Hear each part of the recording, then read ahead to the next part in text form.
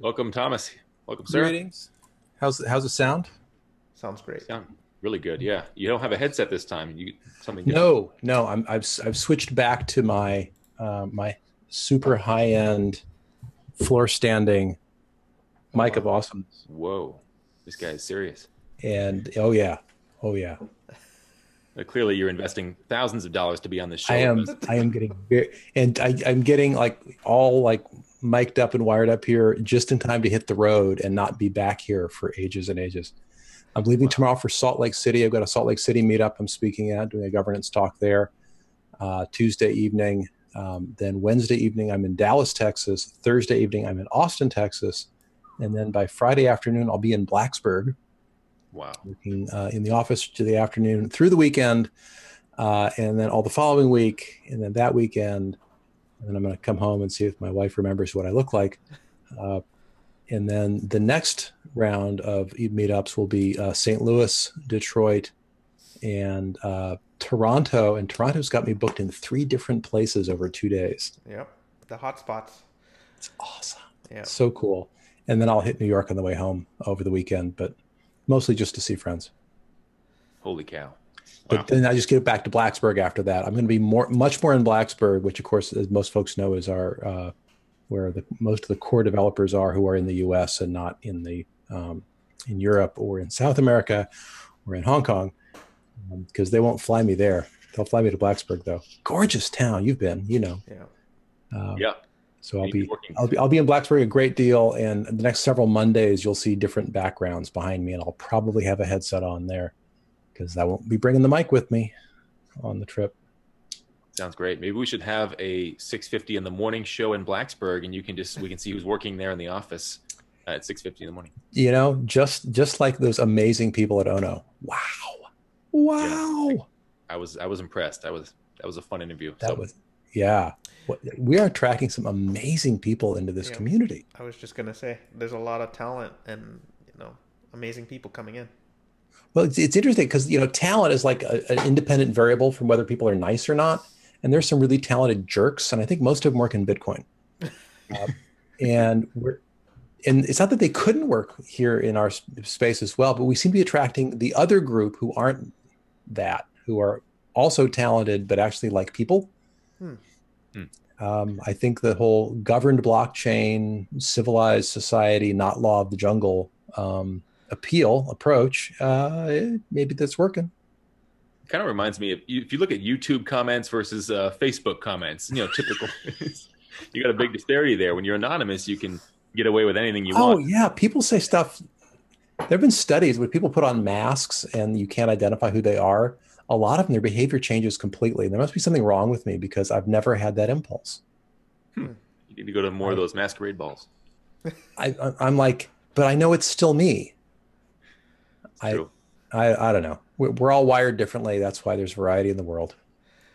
Top K-pop mentioned in the chat that she swears you're aging backwards. So I don't know. I am. I'm actually Benjamin Button. Okay. Little trivia, little movie trivia for some folks there. Hmm. Speaking of Cool. variety, we've got a variety of questions. Yep. Yeah. So what we do is we send out Thomas the questions. We collect them all, and then we send them all during the day on Monday, of course. And then, so here we are. Let's go ahead and start. There's a lot of them, so let's go through them here. Starting with anonymous. First thing here, and he says, where will we store the new shiny EOS tokens when they are released? And if the ERC20s came from Mu or My Ether Wallet, will the new EOS go back into My Ether Wallet? Right, great question. So there's the whole wallet question, and there's software wallets, there's hardware wallets, and that is an area of active development by a lot of third parties. I was just talking with Nathan James, the creator of Scatter, which is not a wallet, by the way, but it's a very important piece of front end software. And there's a couple of wallets in development, and I don't want to name them because I might leave somebody out and get them mad at me. So what I would encourage all of you wallet makers out there, Eugene, is to get your project listed on EOS Index and any of the other EOS project lineups. There's something called EOS Essentials. That's a really phenomenal curated list available on GitHub.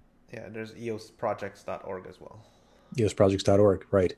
And so get your wallet projects listed And then next week, when this question comes back up again, I'll just say, look at all these wallets on the project list. And then I won't be in the position of trying to recommend anything, which I really ought not do.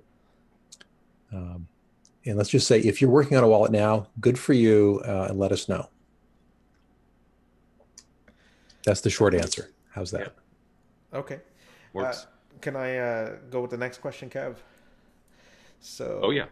What, if any, KYC, know your customer information, will be required to claim EOS tokens? Right. So the three acronyms to know are KYC, which is not Kentucky Fried Chicken, KYC, AML, and CFT. And they are know your customer, anti-money laundering, and combating the financing of terrorism. And they are three related regulatory regimes having to do with requiring institutions to know who their customers are to prevent money laundering and related crimes. And there's some open questions that people have floated about. Well, will people who have purchased EOS tokens have to go through a KYC process in order to get their tokens? The short answer is I have the faintest idea. I'm so busy in governance. Even if there were something on that line, I'm not aware of it. It's certainly not on our product roadmap. So I don't know if anything will show up. And we've all been surprised before on this project with things popping up. So I can't say it won't happen. I will say it's not currently scheduled to happen. And I don't know everything. Okay. Sounds like Let's move on from that one then. Anthony in private message said... Oh, wait. KYC would be a great question to ask. There's a new feature available on medium.com, the official block.one information channel. They have something called Ask Block.one. Every week they answer questions, kind of like I'm trying to do, only instead of being technical and informal and personal, it's actually like official answers. They would have the answer to that. They might not give it to you, but you could certainly ask them. So highly recommend asking the Ask Block.one folks. Beat us to the punch on that one. We had it on our news list, and we'll share that link with everyone later. Yes. 5 questions. Repeat that link many times. Yeah. Okay. So the next question was from Anthony from private message. He said, what will prevent block producers from becoming cartels?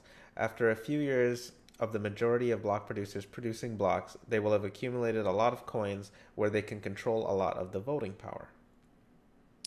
Anthony, thank you. Great question. What will prevent cartels? Voters. Voters will prevent cartels. Only you can prevent forest fires, and only voters can prevent cartels. That's it. So before you vote, you demand proof of independence, of independent ownership.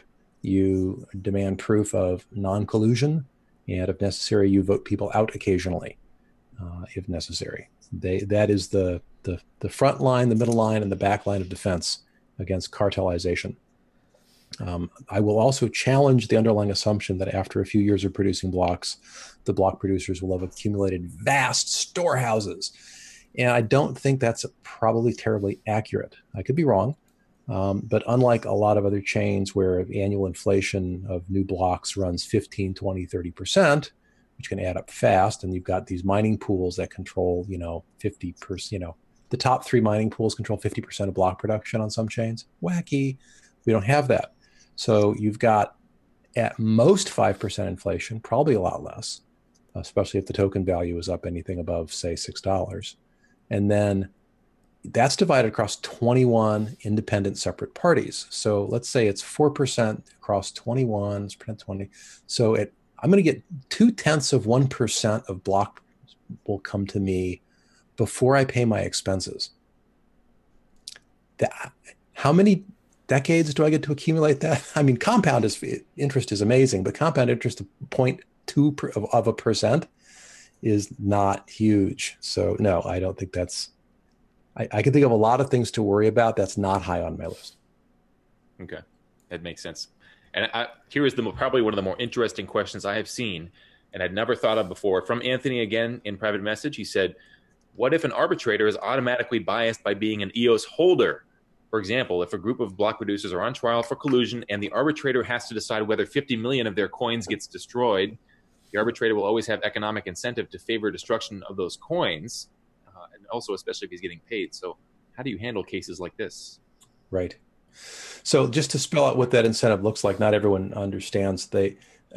Inflation is everyone's enemy because it makes your existing tokens less valuable over time. Inflation is also your friend because it is the non-punitive, totally fair taxation method by which the chain is paid for. Since, nobody pays willingly for development on a lot of these blockchains, which is why you get people putting $200 million into a wallet that was never tested because there was no money for testing. It's like, what? Stupid. So to not have that in the environment, we've got to have the inflation, a portion of which goes to block producers to pay them for their time, a portion goes to worker proposals. And one of the worker proposals could be something like, let's burn some tokens so that as the inflation goes into that worker proposal pool, some of it could just be thrown away, burned, which then reduces the supply, elevating the value. So anything that might destroy a lot of tokens might look really attractive to somebody. On the other hand, even 50 million, which seems like a huge number, is out of a supply of 1 billion to start with, that's less than 5%.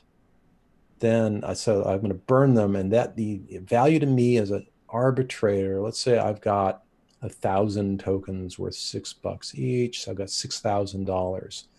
And so my judgment, my professional judgment and my reputation, I'm going to sell it for 5% of 6,000, which is $300 on a 50 million token deal, where I imagine I'm being paid a professional service fee of many thousands of dollars, and I'm gonna just burn my reputation like a cheap tiki torch just for an extra $300. Okay. Sense. I'm not saying it's not possible. I'm saying that person probably won't get through the basic screening for arbitrators not being dumb and unable to do math. I'm just not seeing it. I'm not saying it's not there. I'm saying that seems implausible to me. When you think of all the things that would make the chain better and therefore me better, it's because, believe me, if I'm an arbitrator, I'm on the chain, I am a stakeholder, I care about the health of the chain. And deflation is important, but justice is far more important. And you know about skin of the game. Yeah, maybe I got $300 that I'll theoretically benefit by, but then I've got I'll never get another job again. Yep. And so, hey, $300, but no more career, or my reputation's trashed. So I'm not saying that there aren't incentives. I'm saying let's make sure we have the magnitude of the incentives dialed in accurately in our minds when we try to game these things out. And yes, arbitrators will, one hopes, be deeply incentivized to protect the chain as a whole, as opposed to being arbitrators who are owned by or who own large amounts of specific projects, which they might then want to rule in favor of, which is why you must, as an arbitrator, have no interest whatsoever in the specific outcome of the specific case you're facing. And so Anthony has absolutely spotted very accurately one of the things that every arbitrator will have in common. They'll all have some desire to keep the chain healthy, happy, and keep token value, one imagines, up somewhat.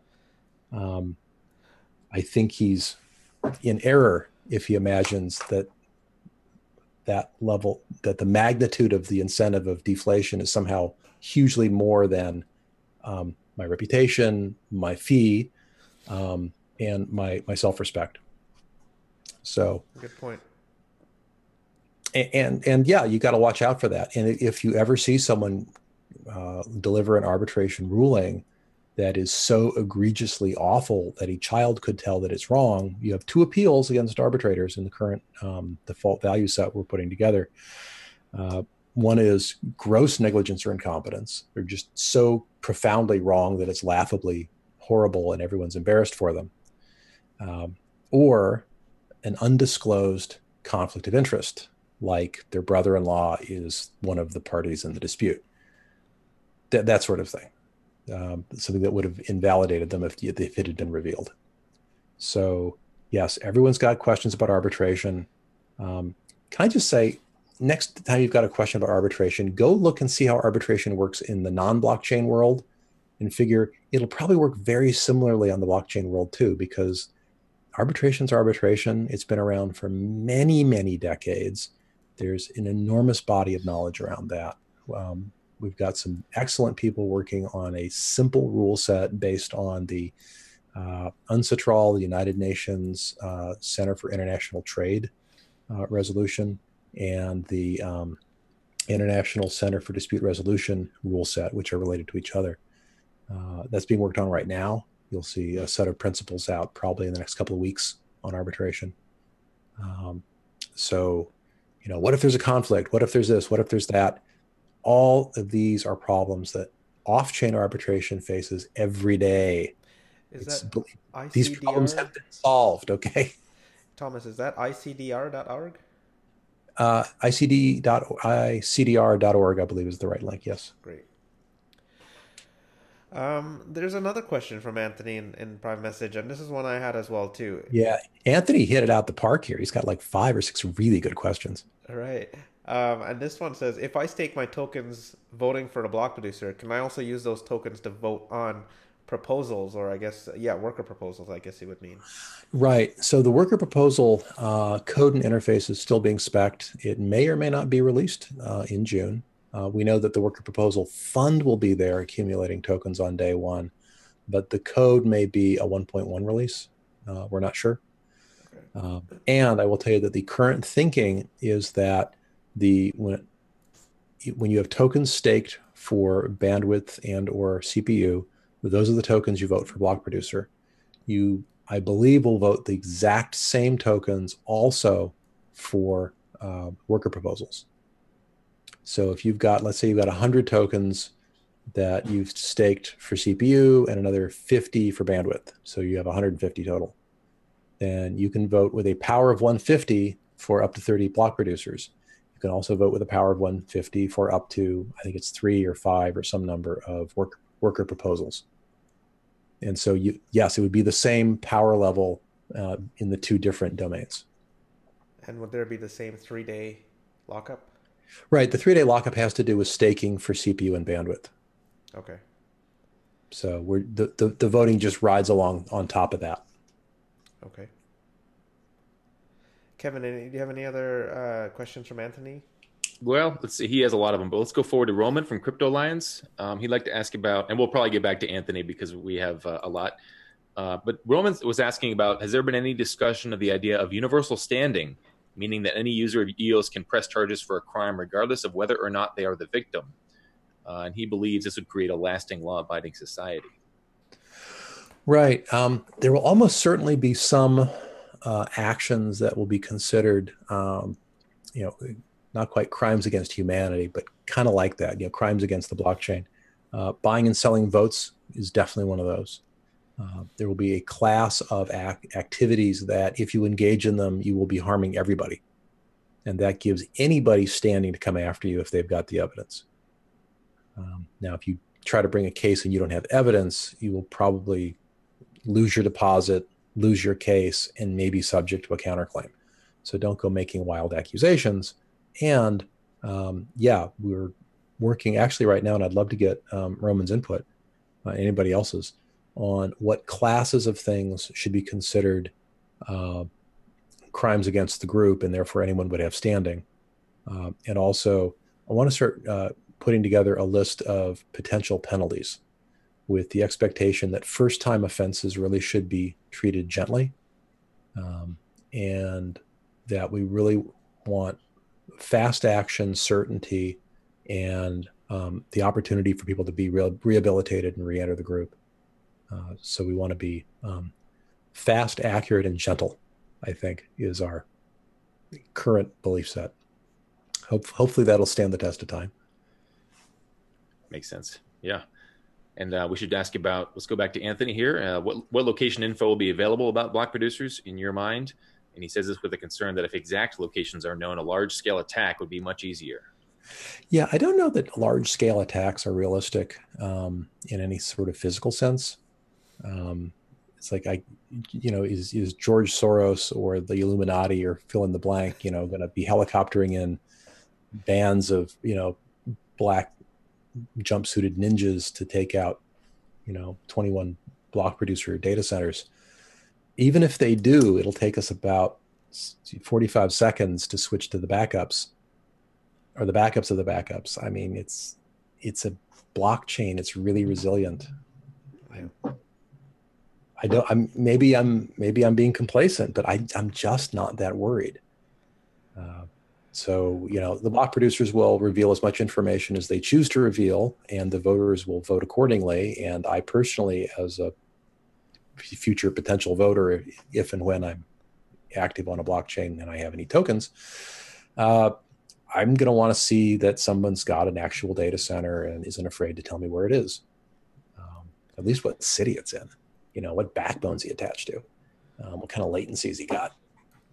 But are they ninja proof? Do I need the street address? Do I need to know which rack he's located in? I don't. Probably not that. Yeah, probably not. Yeah. But if someone wants to do a cartoon of the ninjas, I would love to see the cartoon.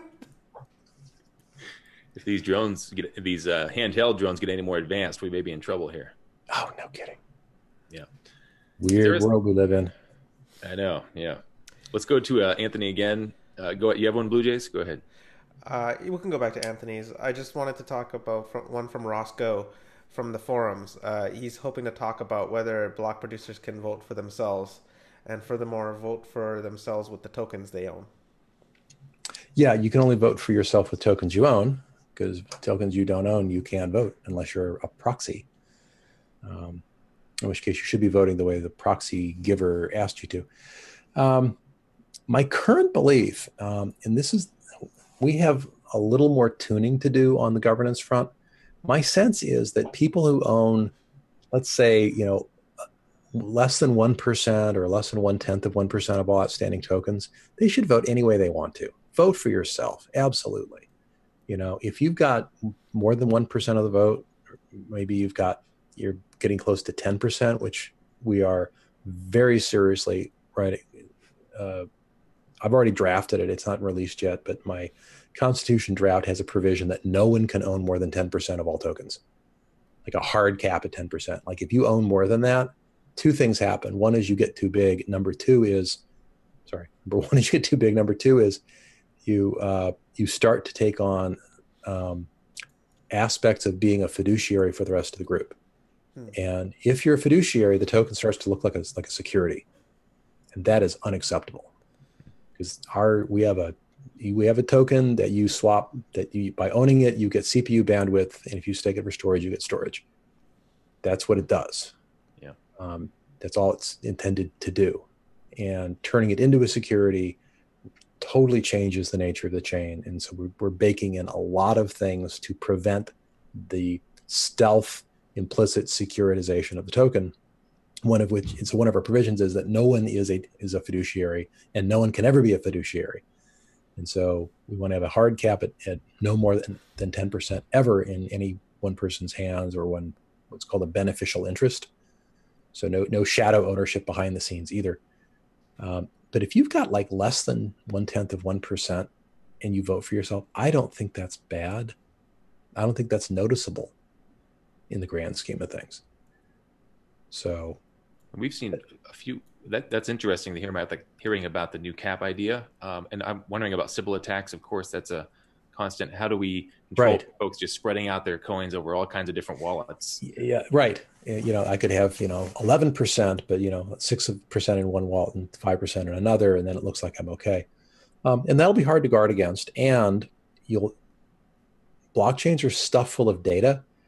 And the fact that, wow, these two wallets are both very large. They both vote the same way all the time. That could be a hint. You can start asking, well, what else do we know about these wallets? And because all the transactions are visible to everybody forever, it's going to be very hard to hide the Sybil nature of your wallets. At some point, my guess is there's been so much talk about having dApps have a vote or having people have a vote. I would not be surprised. This is speculation now.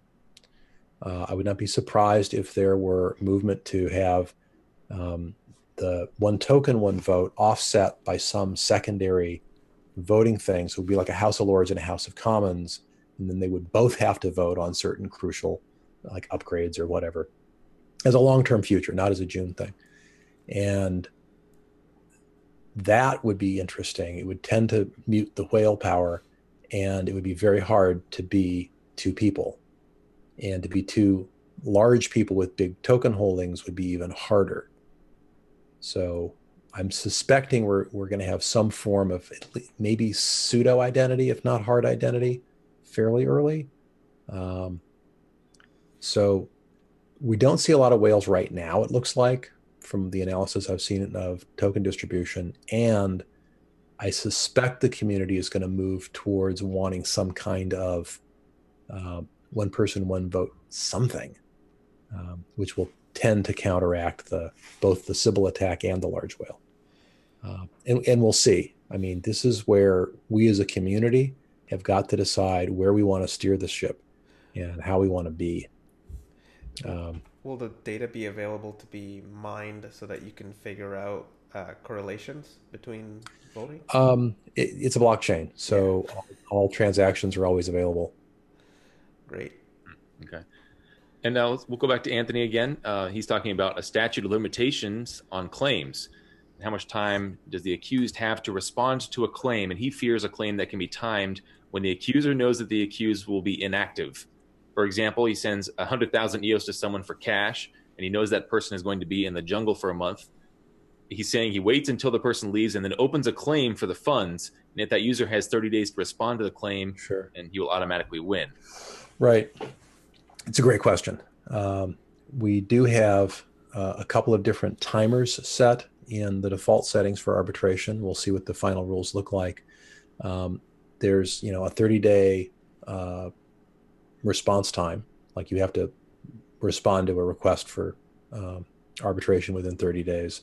The arbitrator themselves might notice that this person publicly said, I'm going to be unavailable for the next, 45 days. I'm sailing around the world and I'll, be back in 90 days, whatever it is. And an arbitrator is expected to use their judgment and go, oh, well, you filed this case, but this person's publicly said he's not available. So of course he didn't respond. I'm going to suggest you just sit on this and let's all wait for him to come back. In which case you're going to sit there going, oh, my timing attack has failed. Or if you have a substantive business and you also take off for extended periods, you might give somebody responsibility for checking on your account for you, power of attorney, or limited power of attorney to respond. And that person could say, just got your notice. Sorry, he's out. How can I help you move forward until he returns? And then a smart arbitrator is going to go, well, you could have filed this 45 days ago. You seem to have sat on this claim until just now, and he's unavailable. What's the hurry? And I'm not saying that people can't do that. I'm saying that arbitrators aren't robots. And if you have a business with running hundreds of thousands of tokens through it on a regular basis, get help. Don't vanish for extended periods. It's just sensible. Have something, and by the way, have someone house sit for you while you're doing that. Don't let the goldfish die. Or the plants. The house plants, yep. Yeah. Very important, house plants. Yeah. Let's see. And then we look to Loon Revent from the forums. He said EOS has an I think he meant arbitrator, but he said arbitrage. He said arbitrage. Arbiter system that may disable criminals who steal your EOS funds and force them to return it. And how about things like WikiLeaks? And a while ago, for WikiLeaks, their PayPal, Visa, and various bank accounts are pressured by the U.S. governments to be shut down. Could the U.S. or any government pressure EOS arbitrator systems to shut down these accounts as well? Right. Interesting question. The neat thing about the arbitrators is while they have significant powers, they can't touch things off the chain. So an arbitrator, to the best of my knowledge at least, I could be wrong, can't tell PayPal to do anything. Now, maybe the question is, can they do something on the chain? Because obviously, if the government can go after PayPal directly, they're not going through the arbitrators for that. Maybe they're trying to shut down the on-chain PayPal equivalent. Okay, so in the event that an arbitrator feels pressured from the outside and is losing their independence, they are honor bound to hand the case to somebody else who's not in conflict. So a non-US arbitrator, like say in Mumbai or Kenya somewhere, can, they don't care what the US government says. We'll get somebody in South Korea or Russia or China, whatever, let that person take over as arbitrator. And so, okay, and then what pressure can the US bring to bear on this person exactly? I think their reputation would go through the roof if they just gave the US government the finger and publicized the pressure and said, that's nice, but until you, US government, own tokens on the chain and bring a case as a token holder on the chain, you have no standing here. Wow. That's bold. I mean, I would respect that arbitrator. That's for sure. I mean, just the same as if, the government of Erewhon, the fictional nation of, I forget the author, if they pressured you or me and we were arbitrators, we'd be like, I'm sorry you're upset, but you don't own any tokens and you don't exist on the blockchain. You're not a party to this. If you have evidence you want to give us evidence, but I'm ruling on an arbitration case on the EOS blockchain. So makes sense. Great question, because we know that's going to happen. Yeah. We have a question here from Josh Kaufman from the forums, and it's regarding time delays. Our understanding is that the time delay is opt-in. So in this past week, where some users went directed to scam sites for the EOS DAC airdrop, they entered their private key. If this happened on top of the EOS network and the user did not already activate the time delay function, they would have to go through arbitration to resolve this. I guess that was a question. Very likely. Yeah, very likely. By the way, one of the neat things about the EOS blockchain is it enables what I like to think of as bounty hunters. Yeah. So if you see a scam site, put 3 or 4 EOS into a brand new wallet, give them your private key by mistake, and then immediately file an arbitration case on them. Because now you've suffered a loss. Now you've got standing. In fact, you could even tell an arbitrator, I'm about to engage with this apparent scam site. And so can you stand by for the case I'm about to file? Send him your key. Oh, my EOS, he just stole my stuff. Pow. Wouldn't that be fun? Could be. Yeah, certainly there are some folks who take joy in bringing law. Oh, isn't it fun to go after bad people? Sure. Yeah. Having the tools and the techniques to do it. I'm not saying it would always work. It may not ever work, but it'd be fun to try. You're being a bounty hunter on this blockchain? Bounty hunter on the blockchain bounty hunter. That would be a great TV series. Right? Who's going to be the first Boba Fett for the? Yes. I could so see us having a Boba Fett. I nominate Sam Sapoznik for that job. He was a bad guy, but he was a badass bad guy. It's true. Let's look forward here. So let's go back to Anthony from Private Message. If spam accounts become a problem, then account creation starts costing a small amount of EOS. Then won't it be like other smart contract platforms where the user pays the fees because it requires EOS to start? Right. So we've gone back and forth internally on precisely how we allow accounts to be created. On the early testnet version and 2.0, anybody can make an account, but you do have to fund it yourself. You fund it with a small amount. We might change that to a slightly larger amount. It's configurable.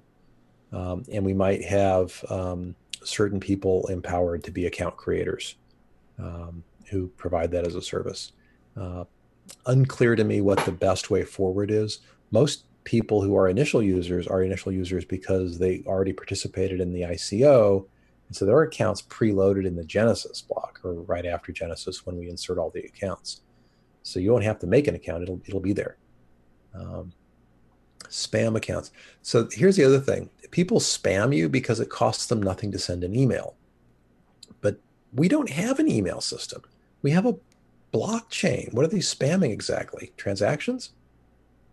Okay, but they have to own tokens and stake them. Yeah. And then they only get as much bandwidth as they're allowed. They can't crowd anybody out. So it's not like the spam, it's not like a DDoS attack that shuts somebody down. They're just, okay. And so what exactly is the form of the spam? Are they like, sending you, well, they can't send you things, right? So I'm sitting here pondering, like, we say spam account, but I don't see, no one's given me an example of how actually that transpires. Are you saying the barrier to entry is very high for a spammer? I'm saying I don't know what form spam takes if it's not an email platform, which it's not. And you have to, if there were messages and someone was spamming, they are signing every transaction with their private key, which tells you who did it. And if they were abusive, then they're just inviting being shut down through an arbitration case. It's like, file a dispute. And NS James made an interesting comment in the chat. He said, it's also important to state that account creation staking can be retracted. Stake the account for 7 days, let them transfer the tokens to it, and then retract the stake automatically on a deferred basis. Yeah. Just the background, folks, is if you had an account but there's no tokens in it, how can you do anything because you've got no bandwidth and no CPU? So the person who created your account will probably not necessarily give tokens, but delegate some tokens to that account. And as James just suggested, do it on a temporary retracting basis, so they've got a couple of days to put their own money in. And you wouldn't stake them so many tokens that they could go create a lot of mischief, because unless your pockets are really deep, I guess. It's kind of how Steemit works right now too. When you sign up for a new Steemit account, I think that's right. I don't understand Steemit all that well on the inside. Yeah.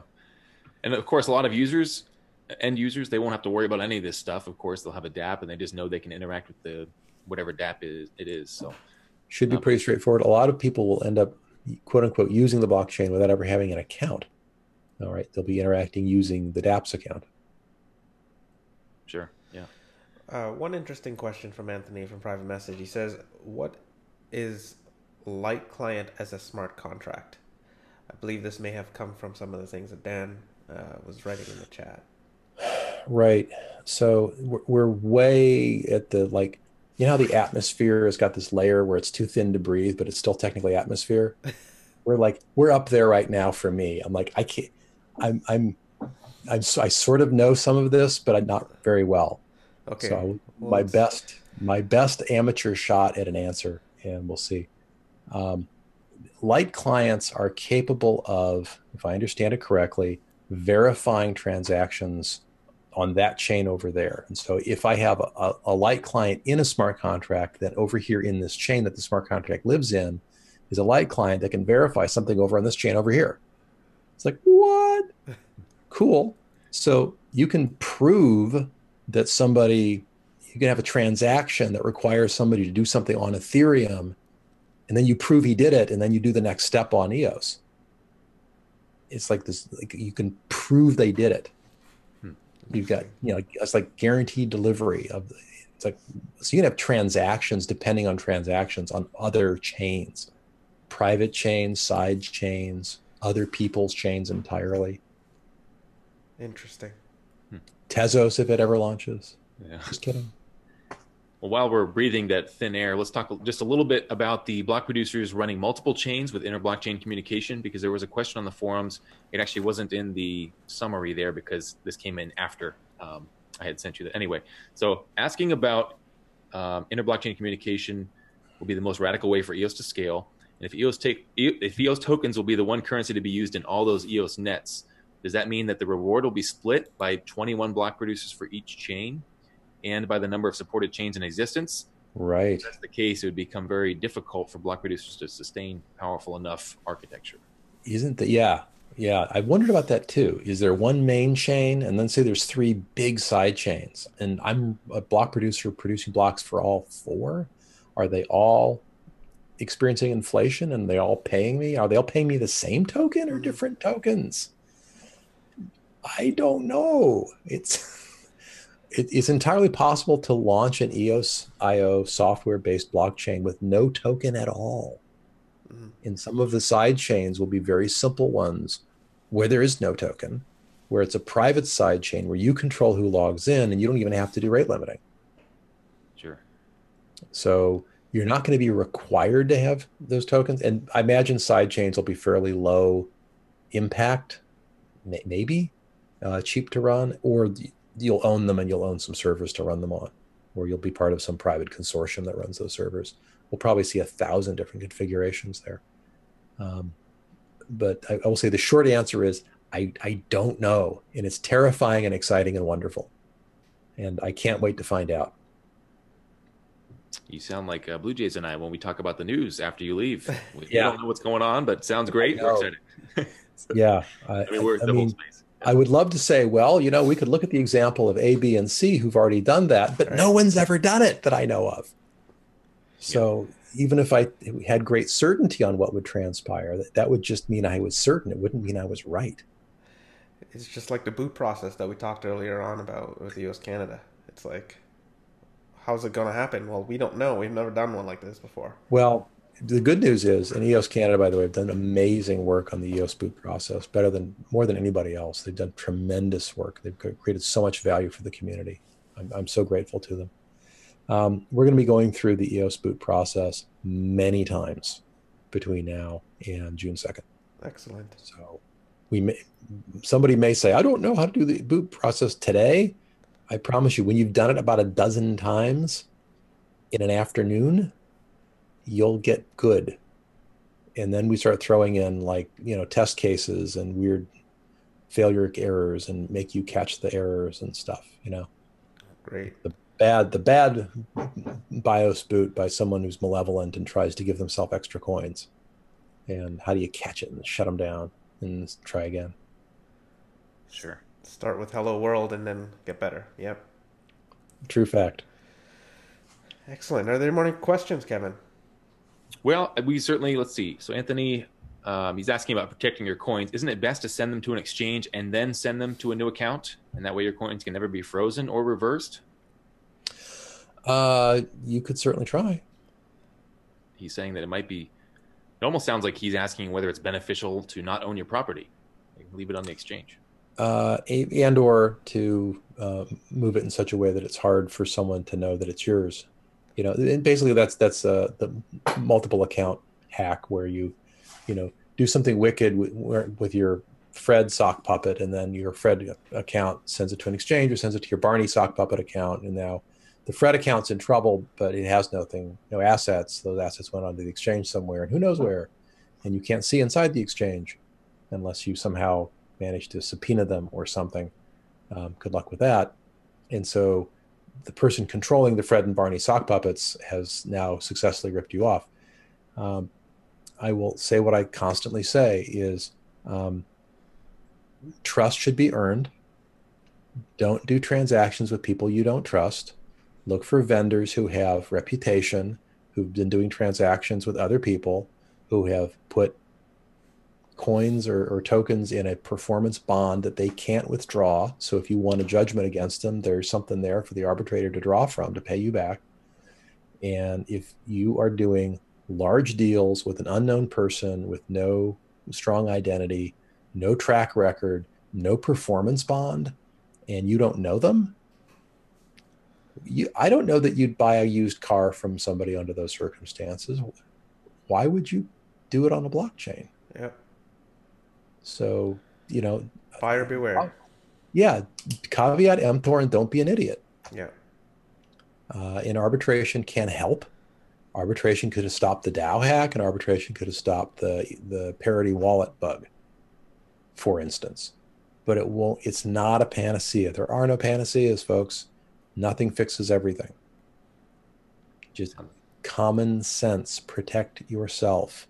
Don't fall for the phishing sites. Don't give people your private keys. Yeah, and it comes back to the community too. We need to make sure we're always reminding each other and educating each other about different issues and scams and all that Absolutely. Stuff. Yeah. If you have time for it, we have one more question from the chat. I'd love to ask Absolutely. you. Miss Cavs fan from the chat. She asked about block producers providing storage, which we know is put off until I believe the end of the year. There's no roadmap, so we don't know for sure. But yeah, we're not sure when storage is going to show up. Yeah, and she was asking, so this will be more speculative, but we do that a fair amount around here anyway. So, yes. Are you concerned about governments closing down a block producer because of what they are storing? This is a question that has come up a few times, but we'd love to hear your thoughts. Yeah, people are concerned about that, and rightly so. And my question is always, so if you took away blockchain from that equation, what happens in the world today? And, Dropbox and Google Drive and AWS and every other storage provider on the planet has these issues. And what happens is someone serves you with some sort of subpoena or search warrant or whatever, claims the file with this hash actually contains wicked bad things. And if, let's say you're in Wyoming and the Wyoming police come to you and say, hey, there's this file, we really need you to stop hosting it. You can stop hosting it. You're allowed to do that, I believe. My understanding of the compact, the agreement with block producers is you're expected to serve the chain and obey your local laws, both, to the best extent you can. And you would take the file down. Or you would, if you thought it was a free speech issue and you were going to, take a stand against oppression, maybe you'd keep it up and suffer the consequences. Maybe you're a conscientious objector. You want to engage in civil disobedience. I don't know. Most likely you take it down, and the interwebs being what they are, it would be hosted other places. And if it's a truly, truly very wicked file, then a lot of jurisdictions would say the exact same thing, and maybe it would be very hard or impossible to get to. And I will point out that I can't imagine how stupid you'd have to be to use an immutable blockchain to store something bad.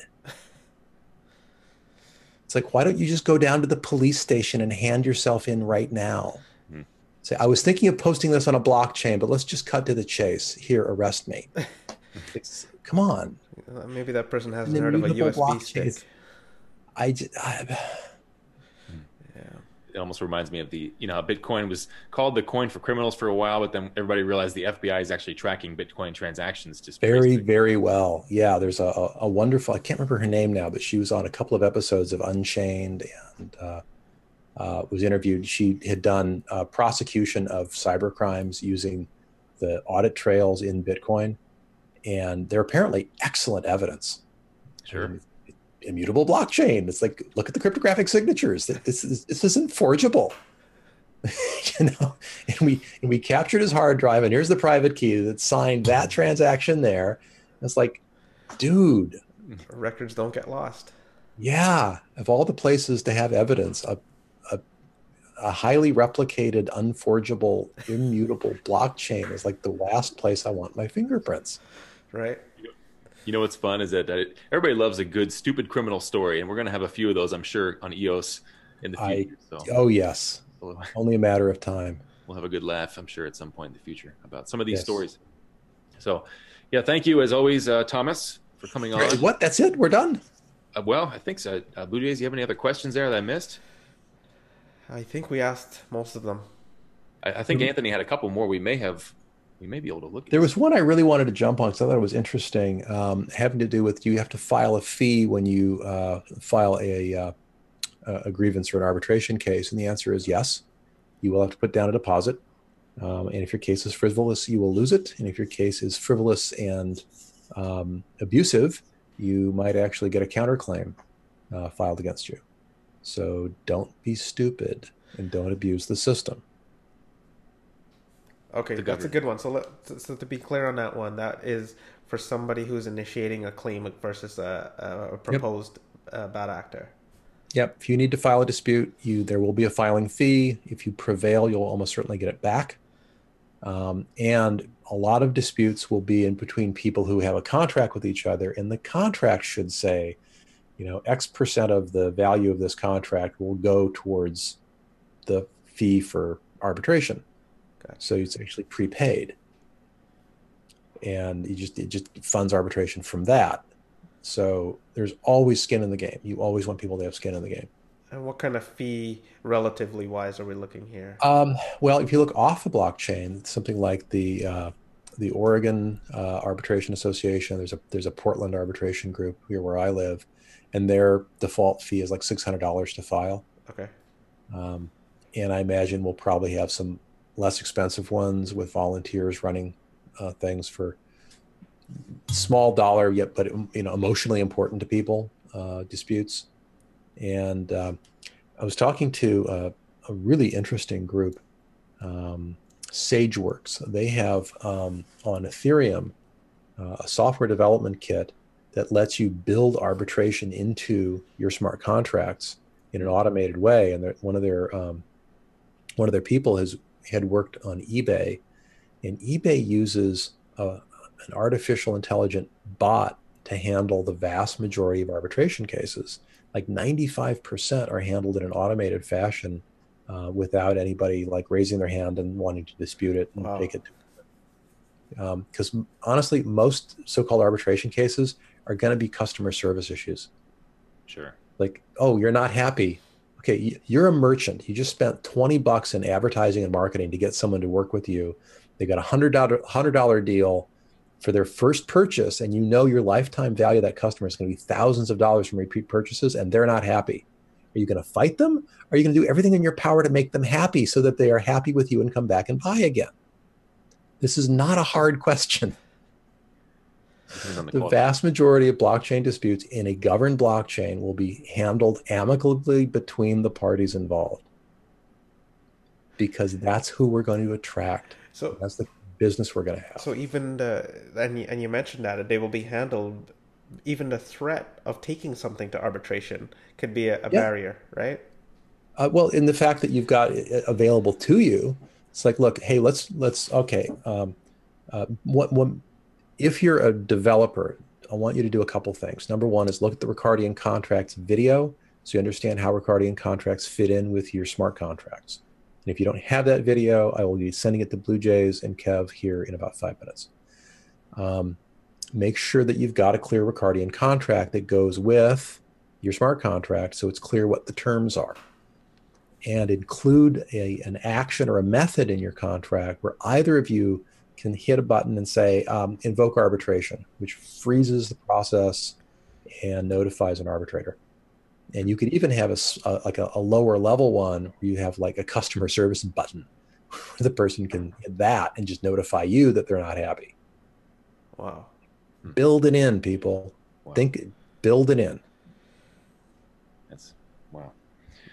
Huh. And that's actually Bluejays and I were talking about that briefly going back a little bit in terms of people will always need a customer service. They'll need to call someone when it involves money, right? Do you foresee, and this is just a personal question, do you foresee any kind of like a banking service, a kind of a front line for customers who are working on the blockchain and they lose their access to their funds and their time lock is too confusing for them, and they'd be like a customer service person to call? I think there will always be a place for making the user experience easier and making things smoother and better for a modest fee. So, between now and when the user interfaces are so easy that even grandma can't get it wrong, you'll probably find some services where they say, look, we know the blockchain's confusing, and for, $4.99 a month, we will, give you access to our chat bot and our email support and our bulletin board of answers and a vibrant community of users who will help you, et cetera, et cetera, et cetera, in this enclave of merchant activity over here where you may be. The Etsy of EOS, if you will. Has a good ring to it. Yeah. I just realized as you were talking there in the last, I can see governing the commons there behind you on the bookshelf.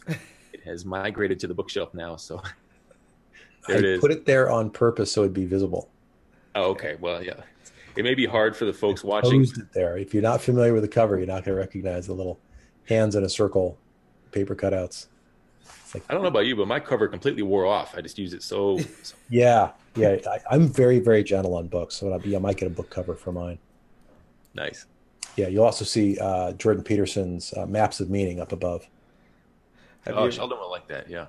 Have you ever thought about a digital e-reader, Thomas? I use the the app from Amazon. So I've got it on my tablet and my laptop. I don't have a standalone device because I've got enough screens, I guess. Makes more sense. That way, when you're on the plane, you can bring your whole bookshelf with you. Yes, it's so nice. Yeah, it's really nice. Although, like we as we joke, you may be on the plane right now. We just can't totally tell. Like he's got a green screen with his home office right. in the back. Right. There's this humming in the background because all the engines are running. Yeah.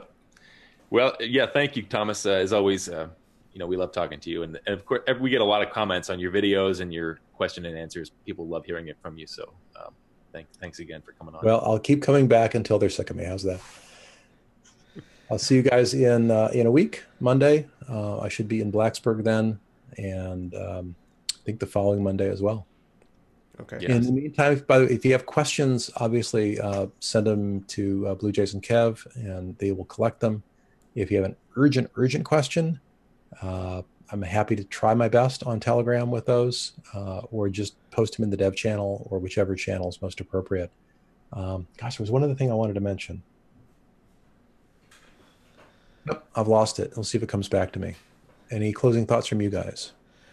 Oh, we just wanted to thank you for coming on, and I know you have a whole bunch of meetups. Do you have all those in one place, Thomas, where people can look at those, where you're going to be? I think they're all being organized through meetup.com. So if you go to meetup.com and search for EOS, which I think is like a magic topics key, you should find one near you if there is one.